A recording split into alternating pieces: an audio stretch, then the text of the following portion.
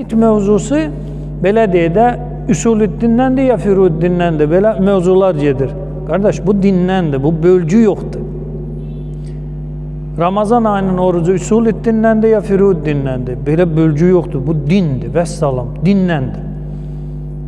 Dinin üsulundandır ya Firuddindəndir, elə bölgü yoxdur axı. Ay maşallah, bu bölgülər insanları neynir? Çaşbaş salır. Quranda ayə var ki, Peyğəmbərə təsbih olunmalıdır. Təsbih kimə olunmalıdır? Peyğəmbərə nətər olacaq? Peyğəmbərin təsbihi.